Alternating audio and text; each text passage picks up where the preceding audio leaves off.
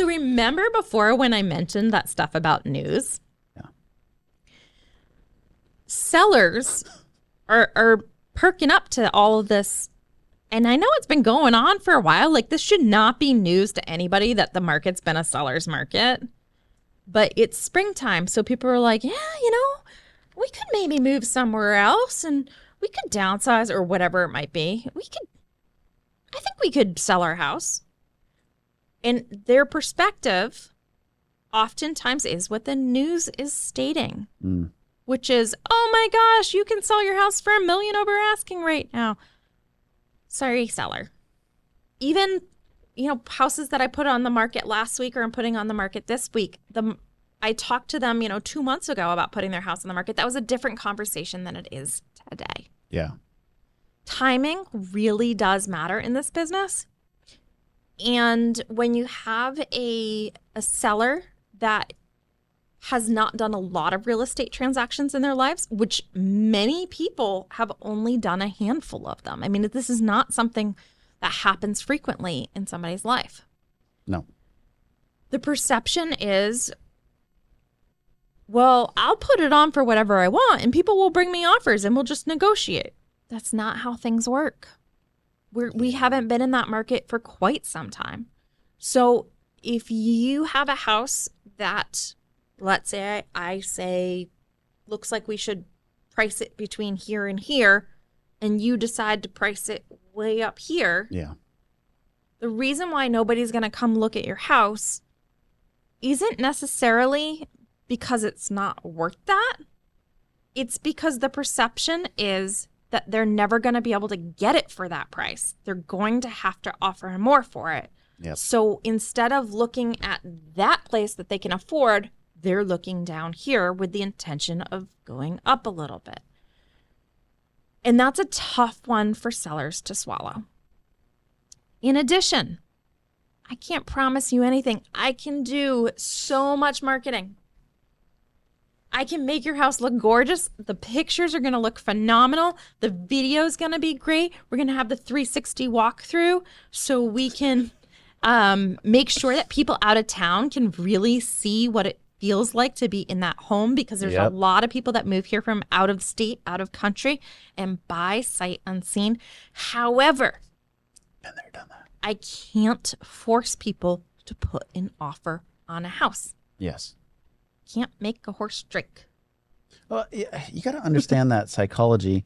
I think it applies much more on the seller side to understand the other side's psychology than it does on the buyer side. Because right now the buyer's just thrown into, like, I think the Hunger Games dome, and they're just trying to find a house 100%. And not die, right? I think the seller needs... The odds are in their favor now. Yeah. Sorry. The seller really needs to take a pragmatic approach. And so often what bubbles up to us on the buy side is we have conversations of like, hey, I see that house priced at 1.2, but the 3 houses that have sold in that neighborhood in the last 6 months are only at 1, right? At $1 million. So you, Mr. Buyer, are you ready to come in with that difference between the $1 million and the 1.2? Just because the last one sold at this number and you think yours should sell at that number as a seller, I understand where you're coming up with that, but that's not how the world works.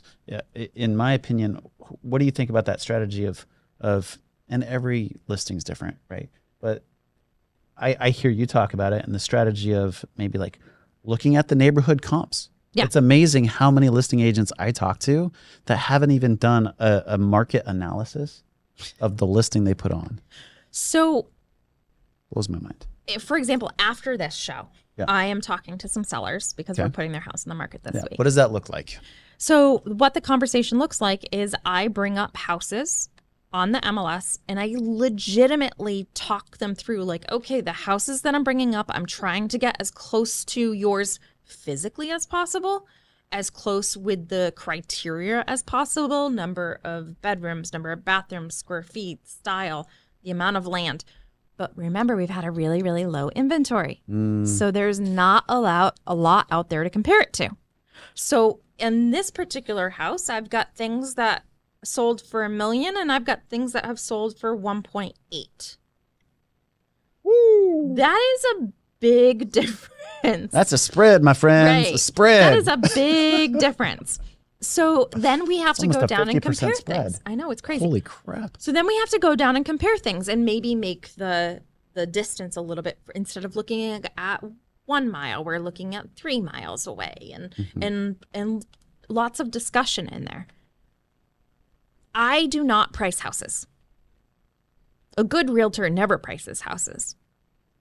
A good realtor makes all the information available to the sellers and talks through the different scenarios so the seller can decide what they want to list the property as. Because I'm not the one that lives with the results. The seller's the one that lives with the results. Okay, so if you were going to list your property and we were going to sit down and have a conversation, I'm going to show you on my screen all the properties out there that are... I like it's it. blank. It's blank. It's turned off. All the properties out there that are like your place and what they've gone for and how long they've stayed in the market. And I'll do the research to find out how many offers they had, how many people came through. And we'll talk about a few months ago versus a few weeks ago versus what's happening right now, what I see coming in the future. And then you decide on the price. Yeah. Okay. Now, the one thing that I tell people, I want you to choose a price that is low enough to get as many people as we can through the door, but is high enough that you will accept it if we only get one offer. And then we play some scenarios out and talk things through. And this is a very, very hard conversation to have, as most conversations in real estate are. And there's a lot of emotions for sellers in it, because sellers have to remember to take the home that they've made out of this house. They're going to bring that home with them. They're going to bring that warm, cozy feeling with them. And we're just going to turn it into a house that everybody can see themselves in. Yep. Okay.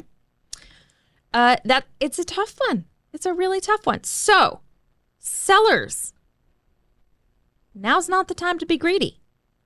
If you get a fair offer, Amen. you should really consider it. Do I think appreciation's going to happen? Absolutely. But appreciation doesn't care what the seller wants, and appreciation doesn't care what the buyer wants. It's got its own mojo going on. Yeah, the market's going to do what the market's going to do.